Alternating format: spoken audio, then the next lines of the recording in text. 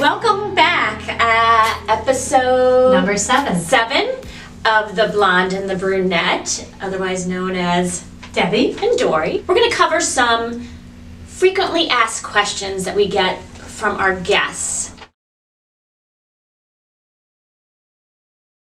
Co-washing. This is another, a lot of people don't want to wash their hair every day, and they ask us, how often should I wash my hair? Should I be washing my hair? Should I be using dry shampoos? What do I do in between? Sarisa, please answer some of these questions. All right, so this one, I get this a lot too because I do a ton of color. And it's really most critical for anybody who color treats their hair, because as soon as you put color on your hair, whether it's a highlight or an all over color, you're changing the structure of your hair. Mm-hmm. So one thing that I always say, you know, you pay a lot of money to get your color done. You don't want to wash it down the drain, right? Absolutely. Absolutely not. So get the good products that will make your color last and be its best, first and foremost. Maintenance. Right.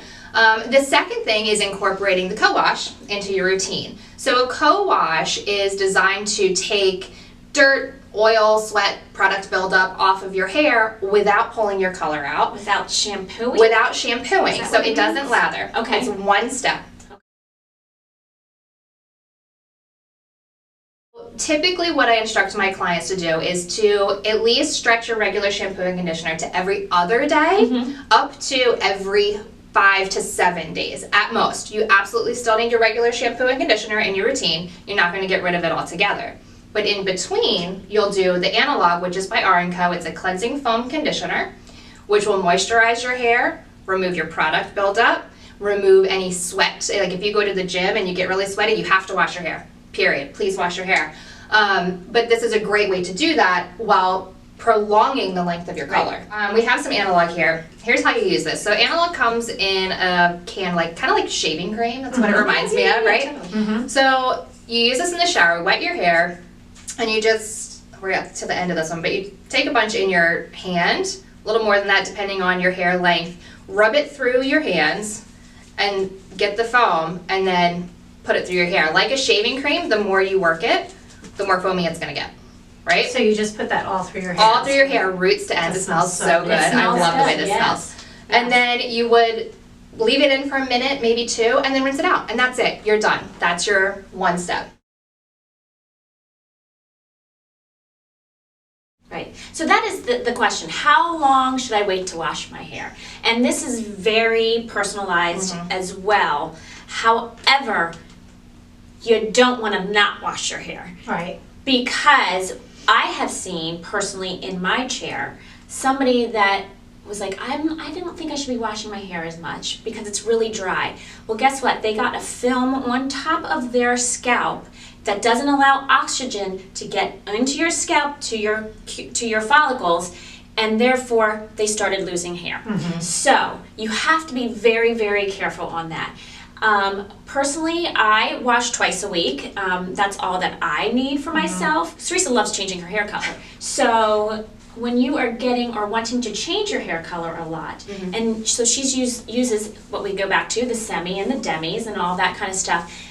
Those are colors that fade out much easier, right, than permanent. So if she's trying to maintain her color, this is her go-to. Absolutely. Right.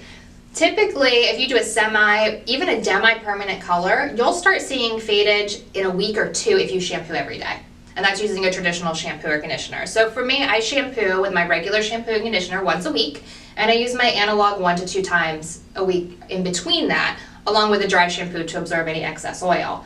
And that way I can wear my color 6, 8, sometimes even 10 weeks without having to refresh it. And it still fades and changes subtly over time, but I like that fade and I know that I want to change it again next time.